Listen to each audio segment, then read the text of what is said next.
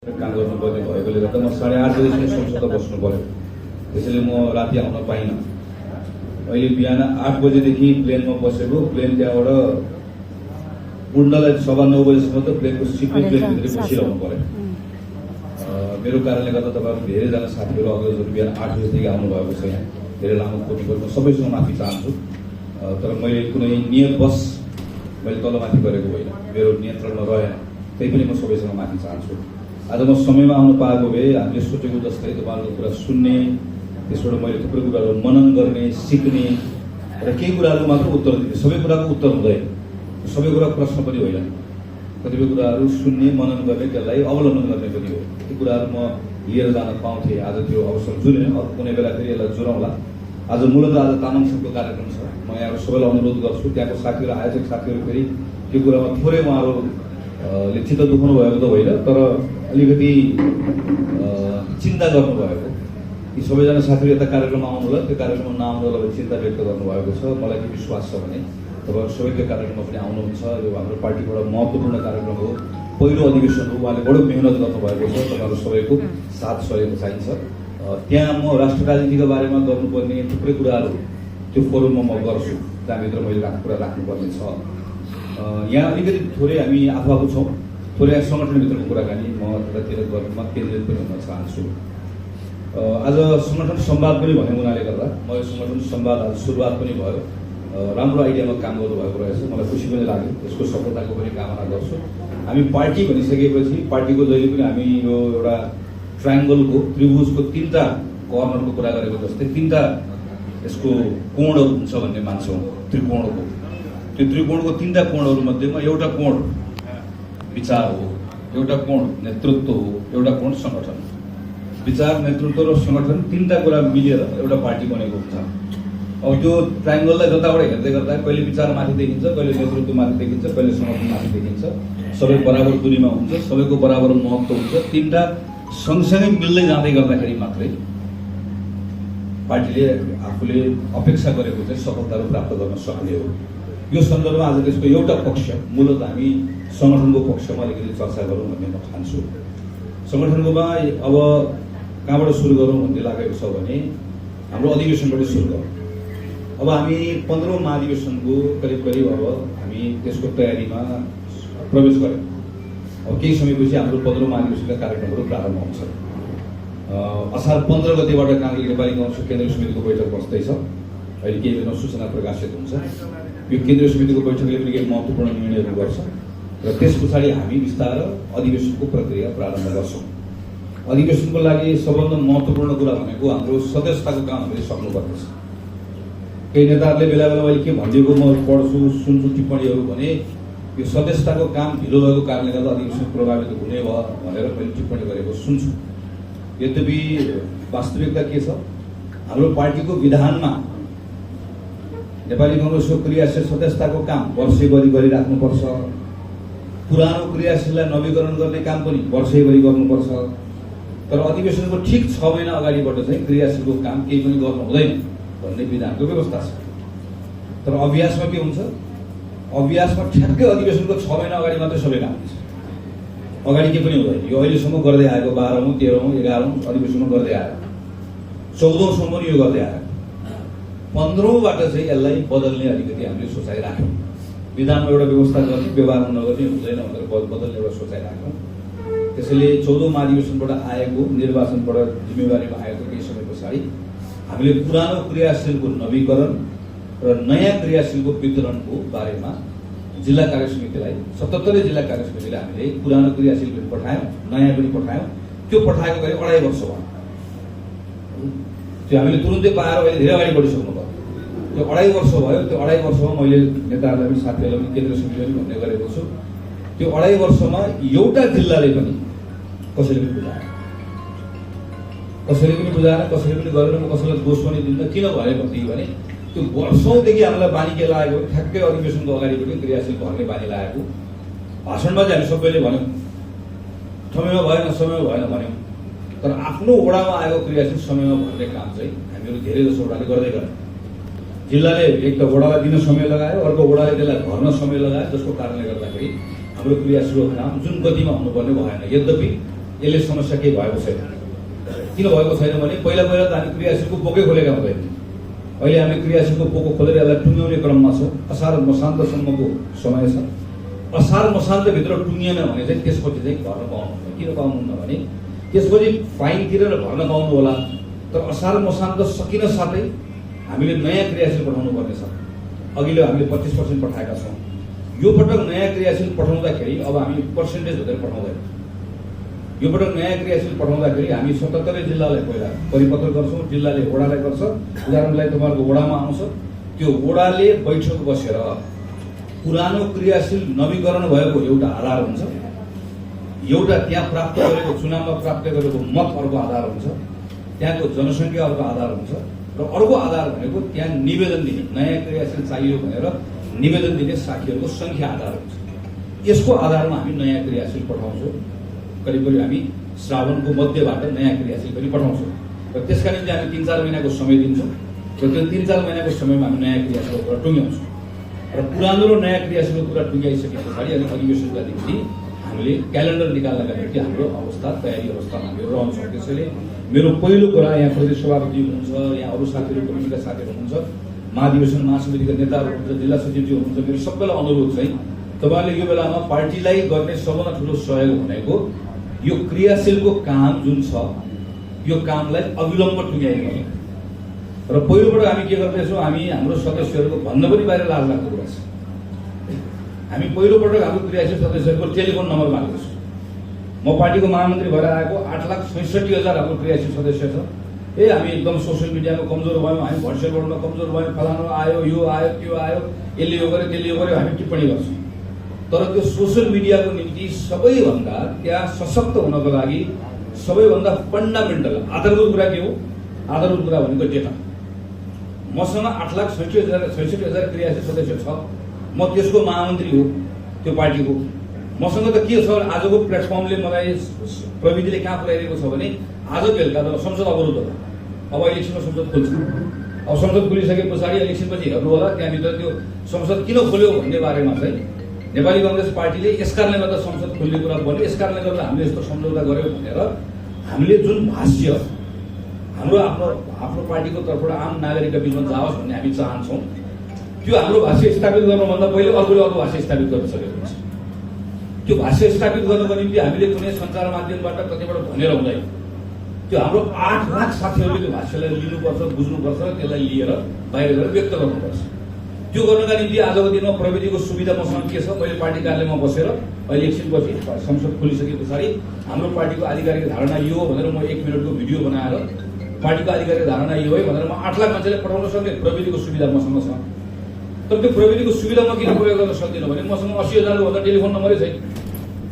अनि telephone number भर्नलाई अहिले पठाएको तर सबैले के भने कम्प्लेन गरिराख्नु भएको छ भनेदेखि पनि त्यो टेलिफोन नम्बर चाहिँ किन भर्नुपर्ने भने कम्प्लेन गरिराख्नु भएको छ।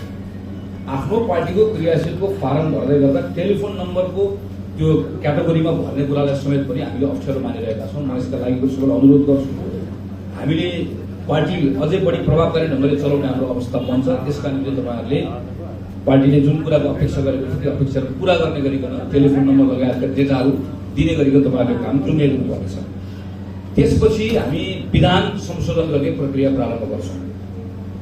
विधानको मस्यौदा समिति बनाउने भनेर महासमितिबाटै पारित भएको तर पार्टीको नेताहरूको बिचमा सल्लाह के भयो भने पहिला क्रियाशील काम टुङ्ग्यौँ, विधानको कुरा पनि धेरै लामो समय भयो भने छताछुल्लो हुन्छ, छोटो समयमा काम गरौँ भन्ने सल्लाह भएकोले केही समय हामी रोक्यौँ।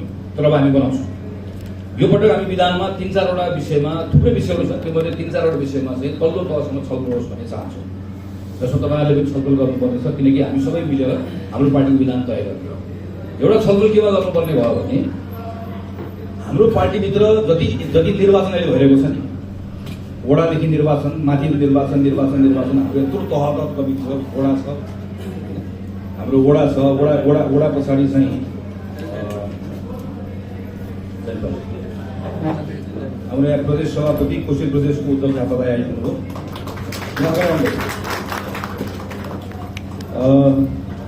यति धेरै चुनाव गरौँ कि नगरौँ, वडामा पनि चुनाव, त्यसपछि गएर प्रदेशमा चुनाव, क्षेत्रमा चुनाव, नगरमा चुनाव, त्यसपछि प्रदेश कोशी प्रदेशमा चुनाव, त्यसपछि गइसकेपछि माथिपट्टि गएर केन्द्रमा चुनाव, यति धेरै चुनाव गर्ने कि नगर्ने छलफल गरौँ। यति धेरै पदहरू सिर्जना गर्ने नगर्ने, सभापति, उपसभापति, सचिव, कोषाध्यक्ष, त्यो पनि 2टा सचिव, 2टा महामन्त्री, 2टा उपसभापति, यति धेरै पदहरू बहुपद सृजना गर्ने नगर्ने, यसका बारेमा पनि छलफल गर्नु।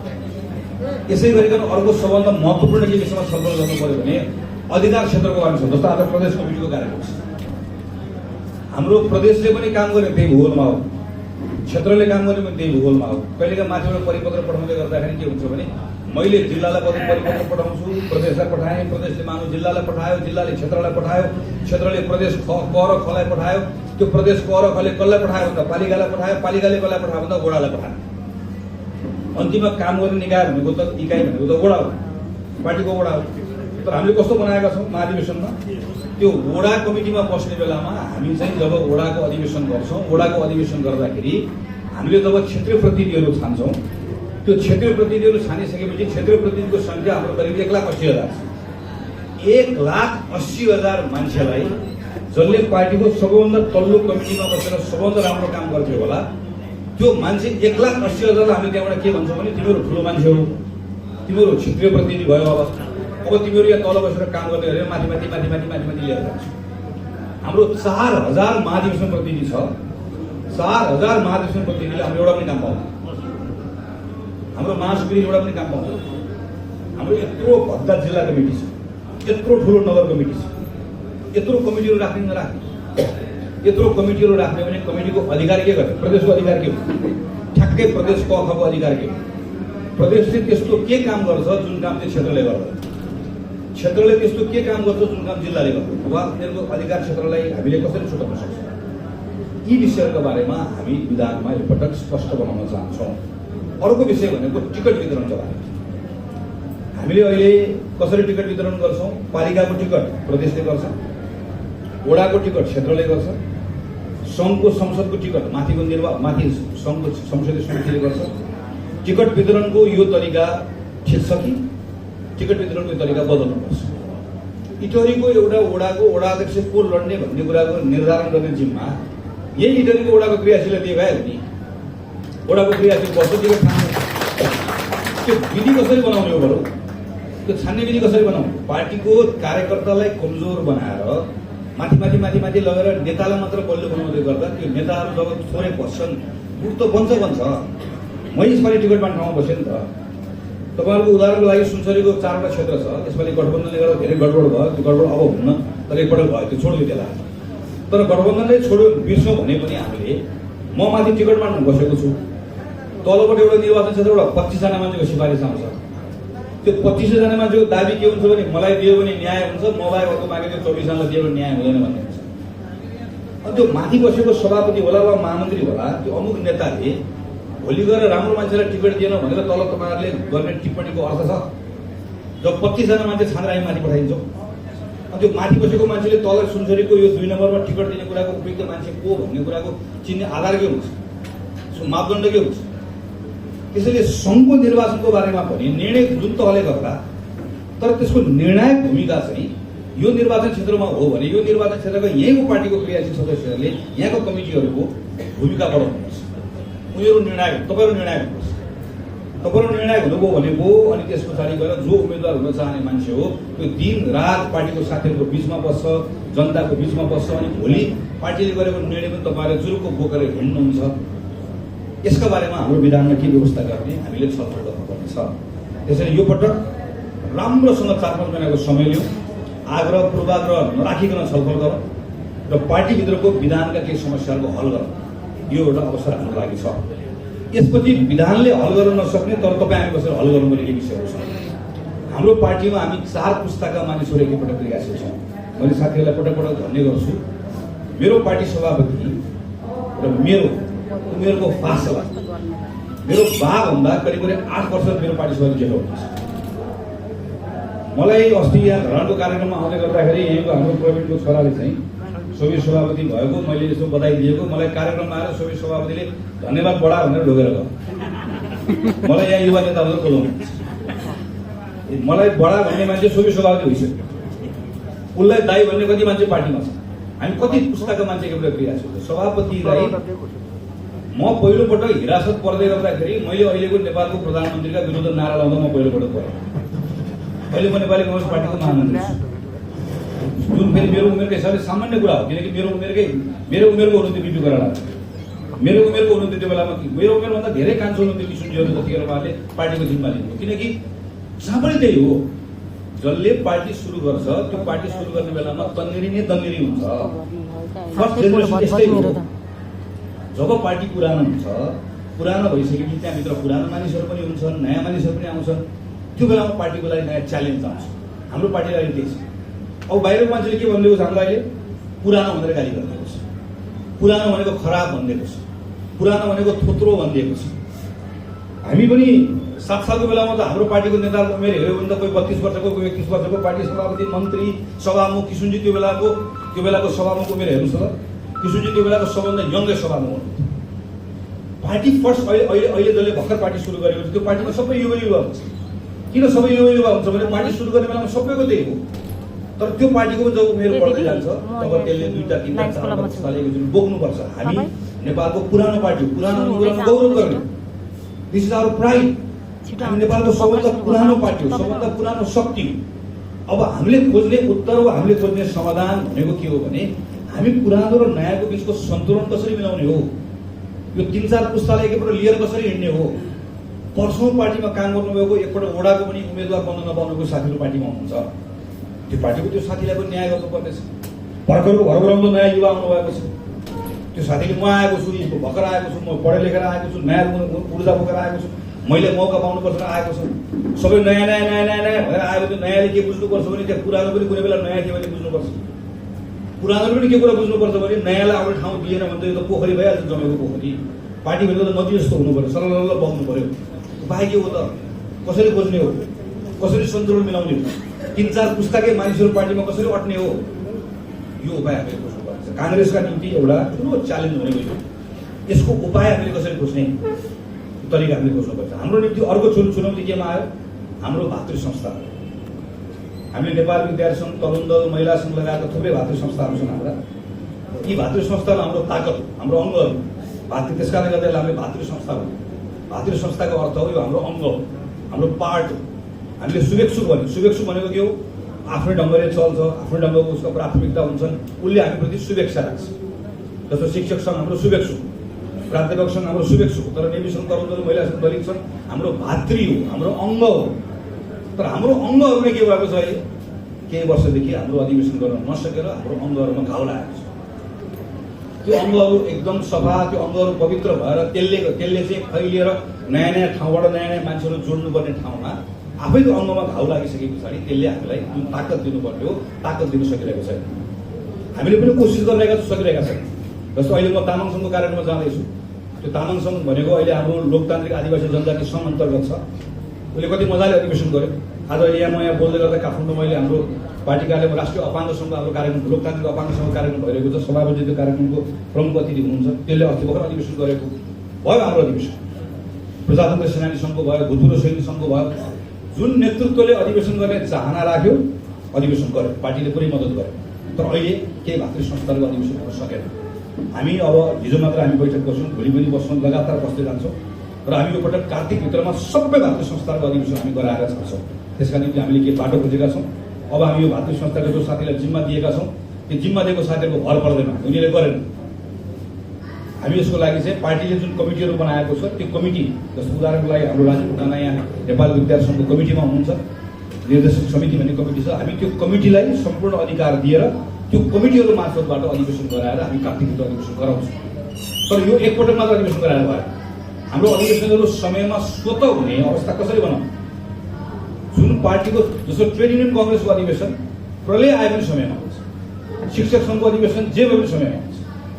जो पार्टीको भातृ संस्था होइन उसको अधिवेशन समयमा हुने, अनि हाम्रो पार्टीको अधिवेशन पनि समयमा हुने। ल अहिले हामीले चाहिँ ल 4 वर्षमा गर्न सकेनौँ, म्याथ थपेर ल कति थप्छौँ, जति थपे पनि हामी 6 महिना थपौँला, 8 महिना थपौँला, त्योभन्दा बढी त थप्न पाइन्न भनेको। हाम्रो एउटा विधानले दिएको समयभित्र हामी अधिवेशन गर्छौँ। पार्टीको अधिवेशन समयभित्र हुने, शुभेच्छुक संस्थाको अधिवेशन समयभित्र हुने, त्यो भातृ संस्थाको किन नहुने। भातृ संस्थाको सम्बन्ध पार्टीसँग कस्तो राख्ने, के गर्यो भने निवेशन तरुण दल महिला सङ्घ अधिवेशनहरू समयमा हुन सक्छ होला भन्ने बारेमा पनि अधिवेशन पनि गराउनु पर्नेछ। यसको पनि हामीले उपाय खोज्नु पर्नेछ। यो पनि हामीले पार्टीको विधान बनाउने बेलामा त्यसमा पनि हामीहरू केही तयारी गरौँ, त्यसमा अलिकति हामीले काम गर्नुपर्नेछ। यो अबको हाम्रो यो 1 वर्षको हाम्रो आफ्नो एक प्रकारले हाम्रो आफ्नो चाहिँ मुख्य कार्य यहीमा हामीले फोकस गरेर काम गर्नुपर्नेछ। म पार्टीको तमाम जति पनि कमिटीका साथीहरू हुनुहुन्छ तपाईँहरूलाई यसमा केन्द्रित भइदिएर काम गर्न आग्रह गर्छु। तर यो हुँदै गर्दा एउटा अर्को हामी ख्याल गर्नुपर्छ। म लामो समय पनि लिन्न। खालि केमा गर्नुपर्ने छ भने 2048 सालमा नेपाली कङ्ग्रेस पार्टी निर्वाचनमा जाँदाखेरि नेपाली कङ्ग्रेस पार्टीले नेपालको इतिहासमा काङ्ग्रेसको इतिहासमा सबभन्दा बढी मत प्राप्त गर्यो। हामी कहिलेकाहीँ के झुकिन्छौँ भने बिपी कोइराला 2015 सालमा प्रधानमन्त्री बन्नुभयो। त्यो बेलामा कङ्ग्रेसले 2 बहुमत ल्याएको, त्यसैले सबभन्दा बढी मत ल्याएको बेला त्यही हो भन्छ होइन। नेपाली कङ्ग्रेसले सबैभन्दा बढी मत ल्याएको चाहिँ 2 बहुमत ल्याएको सङ्ख्यामा त्यो बेलामा हो। तर जनताको सबभन्दा बढी मत ल्याएको 48 सालमा, जतिखेर किशुनजी गणेशमानजी गिरिजाबाबुको नेतृत्वमा नेपाली कङ्ग्रेसले 48 सालमा सबैभन्दा बढी भोट कङ्ग्रेसले ल्याएको। 48 सालमा नेपाली कङ्ग्रेसले भोट सबभन्दा बढी ल्याएको बेलामा अहिले हामीसँग 8 लाख क्रियाशील छ। त्यो बेलामा कति क्रियाशील? अहिले सुनसरीमा कति क्रियाशील छ? कति? 25,000 26,000। 48 सालमा कति थियो भनेर सुनसरीको बेलामा गएर हेऱ्यो भनेदेखि भने चाहिँ केही 100मा थियो है। अहिले नेपाली कङ्ग्रेसको सानेबामा त्यत्रो भव्य कार्य छ। अहिले प्रायः सबै जिल्लामा काङ्ग्रेसको कार्य छ। त्यो बेलामा काङ्ग्रेस जङ्गलको एउटा सानो कोठामा भाडामा लिएर बस्थ्यो। हामी त केटाकेटी थियौँ, यहाँ सिनियर दाइहरूलाई नेताहरूलाई थाहा छ। त्यो बेलामा चाहिँ अहिले नेपाली कङ्ग्रेससँग चाहिँ एउटा राम्रो व्यवस्थित पार्टी कार्यालय छ, सङ्गठन छ, यत्रो कमिटीहरू छ, के पनि थिएन। न तरुण दल थियो, न दलित सङ्घ थियो, के पनि थिएन। महिला सङ्घमा मङ्गलामा उनको सानो कमिटी थियो। नेपाल विद्यार्थी सङ्घलाई एउटा पनि भएको संस्था थिएन, केही पनि थिएन। तर नेपाली कङ्ग्रेस नेपालमा सबैभन्दा ठुलो पार्टी बनेको थियो। यसले के सिकायो भने सङ्गठनको ताकत भनेको वा सङ्गठन वा पार्टीको प्रभाव भनेको चाहिँ केवल सङ्गठन ठुलो बनाएर मात्र नहुने रहेछ। किन 48 सालमा चाहिँ नेपाली कङ्ग्रेस पार्टीको चाहिँ पार्टी कार्यालय थिएन, पार्टीको खाता थिएन, कोष थिएन, 10वटा जिल्लामा जिल्ला कमिटी थिएन, केही 100मा मात्र गर्ने क्रियाशील थियो, भातृ संस्था थिएन। तर पार्टी त्यस्तो बलियो किन थियो? त्यसको 2-3वटा कारण छ। एउटा पार्टीको नेतृत्वप्रतिको आम मानिसहरूको विश्वास, त्यो प्रतिको सम्मान, त्यो नेतृत्वले यति धेरै आर्जन गरेको थियो, आन्दोलनबाट यति धेरै ठुलो भरोसा आर्जन गरेको थियो, यति धेरै ठुलो प्रतिष्ठा आर्जन गरेको थियो। त्यो नेतृत्वले आर्जन गरेको भरोसा र प्रतिष्ठा चाहिँ सिङ्गो पार्टीका निम्ति सबभन्दा ठुलो ताकत हुँदो रहेछ। मैले यहाँ नेतृत्व भन्दै गर्दाखेरि मैले गणेशमानजी किशुनजीको मात्र कुरा गरेको होइन, वा अहिले चाहिँ यहाँ माथि शेरबहादुर देउवा यहाँ पार्टीको नेताहरूको वा हामीहरू पार्टीको जिम्मेवारीमा छौँ, हाम्रो मात्र कुरा गरेको होइन। त्यो बेलाको नेतृत्व भनेको चाहिँ गाउँ तहमा बसेको, वडा तहमा बसेको होइन। कुनै पनि गाउँमा वडामा त्यतिखेर याद 48 सालको अग्रजहरू पनि यहाँ हुनुहुन्छ। 48 सालको बेलामा यही सुनसरीमा, यही इटरीमा, यही ठाउँमा, यही गाउँमा त्यो बेलामा नेपाली काङ्ग्रेस भनेर चिनिएको कुनै एउटा घर परिवारको मान्छे छ भने त्यो काङ्ग्रेसको परिवारको मान्छेको अवस्था खराब थियो होला, खाना लाउन पुग्दैन थियो होला, त्यो कोही शिक्षक थियो होला, त्यो कोही कर्मचारी थियो होला, कोही साधारण किसान थियो होला, साधारण व्यवसायी थियो होला। तर त्यो मान्छेको बारेमा समाजले हेर्ने दृष्टिकोण के थियो भने यो हामीभन्दा फरक हो, यो हामीभन्दा अग्लो छ। हामीले हाम्रो परिवारको बारेमा मात्र सोध्छौँ, त्यसकारणले गर्दा हामी आम हो। आम मान्छे खराब होइन है, हामी आम जनता भन्छ। आम जनता आम भनेको खराब होइन। आम मान्छेको क्यारेक्टर के हो? आम मान्छेको क्यारेक्टर भनेको उसले बिहान बेलुका आफ्नो बारेमा सोध्छ, परिवारको बारेमा सोध्छ, आफ्नो सम्पत्तिको सुरक्षा हेर्छ, मेरो सम्पत्ति कसरी बढायो भन्ने ठान्छ। यो आम मान्छेको क्यारेक्टर। तपाईँ हामी सबै त्यो क्यारेक्टरको मान्छेहरू, हामी सबै त्यही। तर हामी राजनीति गर्ने मान्छे भनेपछि के हो? हामी राजनीति गर्ने मान्छेले हामी आम भन्दा आफ्नो परिवारको बारेमा मात्र सोच्दैनौँ, समाजको बारेमा सोध्छौँ। अहिले अलिक ठुलो परिवारमा जान्छौँ, हाम्रो परिवार पनि। मैले नेपाली कङ्ग्रेसको नेता भएर एउटा जिम्मेवारीमा बसेको पदाधिकारी भएर तेरो परिवार कुन चाहिँ हो भन्दै गर्दा मेरो बा, मेरो आमा, मेरो श्रीमती, मेरो छोरी भन्न थालेँ भने मसँग नेताको क्यारेक्टर छ। नेताको क्यारेक्टर भनेको मेरो तेरो परिवार भनेको भन्दा मैले कम्तीमा पनि यो सबै मेरो परिवार हो भनेर मैले भन्न सक्नुपर्छ। यो परिवारको ताकतको आधारमा सिङ्गो देश मेरो परिवार हो भन्न सक्नुपर्छ। यो थियोरिटिकली मात्र होइन। हिजो के हुन्थ्यो? हिजो इटरीको एउटा मान्छेले सानो एउटा झोला बोकेर काङ्ग्रेसको कार्यकर्ता हिँड्दै गर्दा त्यो प्रतिको इमेज त्यस्तो थियो। गाउँ गाउँमा, वडा वडामा, टोल टोलमा काङ्ग्रेस भन्न साथै त्यो इमेज बोकेको हुनाले गर्दा हिजो भातृ संस्था चाहिएन, तरुण दल पनि चाहिएन, नेमिसङ पनि चाहिएन, दलित सङ्घ पनि चाहिएन। काङ्ग्रेसको एउटा मान्छे उभिन साथै ऊ आफै चुनाव जितेर जाने। मलाई मेरो आफ्नो ठाउँमा याद छ, हाम्रो सानो एउटा पुस्तक पसल थियो। मेरो बुवा सरकारी कर्मचारी हुनुहुन्थ्यो। दमना ढुङ्गाना हाम्रो उम्मेदवार लड्नु भएको थियो। हाम्रो डिलिभरीमा सानो पुस्तक पसल थियो। मेरो बुवाले चाहिँ पुस्तक पसलमा आएर त्यो बेलामा त्यस्तो यति धेरै प्रेस पनि थियो। दमना ढुङ्गाना चुनाव लड्नु भएको थियो। त्यो दमना ढुङ्गानाको फोटो राखेर अनि काङ्ग्रेसलाई भोट मागेर क्यालेन्डर अहिले जस्तो जताततै वितरण पनि हुँदैन थियो। अनि हाम्रो पसलमा पुस्तक पसलमा आउने मान्छेहरूलाई बुवा हेरी गर्न चाहिँ त्यो क्यालेन्डर फ्रीमा चाहिँ क्यालेन्डर राख्नु चाहिँ घरमा भनेर दिनुहुन्थ्यो। न दमना ढुङ्गानाले बुवालाई चिन्थे, न मेरो बालाई दमना ढुङ्गाले मलाई चिनियोस् भन्ने थियो, न मेरो बा कुनै आर्थिक कमिटीमा हुनुहुन्थ्यो, न मेरो बा कुनै चाहिँ त्यो बेला क्रियाशील हुनुहुन्थ्यो, सरकारी कर्मचारी हुनुहुन्थ्यो। त्यो यस्ता भनेको त्यो काङ्ग्रेसप्रतिको त्यो एउटा विश्वासले दृष्टिकोणले त्यो आफै चलेको थियो, त्यो स्वतः चलेको थियो। समाजका यति धेरै मानिसहरू लागेका थिए जसको कारणले गर्दा हामी त्यो परिणाम प्राप्त गऱ्यौँ। हाम्रो अगाडिको च्यालेन्ज भनेको पनि 84को चुनावमा जाँदै गर्दाखेरि यो बिचमा हामीले अधिवेशन गर्नुपर्ने छ, अहिले भने सङ्गठन चुस्त दुरुस्त बनाउनु पर्ने छ। तर त्यो एउटा पार्ट मात्र हो। सङ्गठन चुस्त दुरुस्त बनायो तर पार्टीको इमेज हामीले बनाउन सकेन, पार्टीको नेतृत्वको इमेज बनाउन सकेन। तलले हाम्रो स्थानीय सरकारमा साथीहरू जितेर जानुभएको छ, वडामा जित्नु भएको छ, नगरमा जित्नु भएको छ, प्रदेशमा जानुभएको छ, पालिकामा जानुभएको छ, सङ्घमा जानुभएको छ, मन्त्री हुनुभएको छ, प्रधानमन्त्री हुनुभएको छ, हामी सांसद भएका छौँ। हामीले हाम्रा कामले गर्दा, हाम्रा निर्णयले गर्दा, हाम्रो आफ्नो पोजिसनले गर्दा, हाम्रो कारणले गर्दा प्रत्येक दिन हामी मान्छे घटाइरहेका छौँ। तल तपाईँहरू एडमिसन गराउनु दलितसँग बनाएर मान्छे बढाइराख्नु बढ्दैन। सबैभन्दा बढी त्यो नागरिकले के गर्छ, नागरिकले हाम्रो इमेज हेर्छ। इमेज कसको देखिन्छ, सबैको देखिन्छ, तर सबभन्दा बढी कसको देखिन्छ, जिम्मेवारीमा बसेको मान्छेको देखिन्छ, मेयरको देखिन्छ, वडा अध्यक्षको देखिन्छ, म जस्तो सांसदको देखिन्छ, मन्त्रीको देखिन्छ, प्रधानमन्त्रीको देखिन्छ। किनकि प्रत्येक दिन उनीहरू पब्लिक स्क्रुटिनीमा हुन्छ, नागरिकले उसलाई हेरिरहेको हुन्छ, उसका प्रत्येक कुरा हेरिरहेको हुन्छ। त्यसरी जिम्मेवारीमा बसेका हामीहरूले यो बिचको समयमा हाम्रो इमेज बनाउन सक्यौँ, हामी कतिको सकारात्मक धारणा बनाउन सक्यौँ भने बल्ल हामीले परिणाम दिन सक्यौँ। हामीले याद गर्ने कुरा यो अन्तिम कुरा भनेको चाहिँ किन 48 सालमा हामी जित्यौँ भने 48 सालमा हामीसँग होप थियो। संसारमा राजनीतिक दल होस् कि राजनीतिक व्यक्ति होस् कि नेता दललाई भन्छौँ, त्योसँग जम्मा एउटा कुरा बिर्सिया हेर्नुहोस्, यदि त्यो तानाशाही हो भने त्यसले जम्मा एउटा कुरा बेच्छ। तानाशाहीले के बेच्छ, तानाशाहीले डर बेच्छ, तानाशाहीसँग डर हुन्छ। तर प्रजातान्त्रिक व्यवस्थामा नेता वा पार्टी त्यतिखेर बलियो हुन्छ जतिखेर उसँग भर हुन्छ। तानाशाही व्यवस्थामा डर, प्रजातान्त्रिक व्यवस्थामा भर। 48 सालमा के थियो, 48 सालमा यो काङ्ग्रेस पार्टीलाई देशको सत्ताको बागडोर सम्हाल्यो भने यसले मलाई प्रजातन्त्र दिएको छ, यसले मलाई प्रजातन्त्रले मलाई गरेका वाचाहरू पुरा गर्ने परिवर्तन यसले मलाई दिन्छ भनेर काङ्ग्रेसको ठुलो भर थियो। भर राजनीतिक दलको सबभन्दा ठुलो शक्ति हो। इतिहासमा के गरेर आएका थियौँ भनेर मात्र होइन, 48 सालमा नेपाली काङ्ग्रेसलाई भोट दिएको काङ्ग्रेसले 30 वर्ष सङ्घर्ष गरेर आयो, यसलाई माया गरौँ भनेर मात्र दिएको होइन। त्यसरी भोट दिँदो रहेछ। भोट के भनेर दिँदो रहेछ भने यसले यत्रो प्रतिष्ठा आर्जन गरेको छ, यो प्रति मेरो विश्वास छ, यसले अगाडि देश राम्रोसँग चलाउँछ भन्ने भर हामीसँग भर गरेको हो। त्यो भर गर्ने शक्ति काङ्ग्रेस बन्न सक्नुपर्छ। आज देशमा उकुस छ, असन्तुष्टि छ, नागरिक रिसाएका छन्।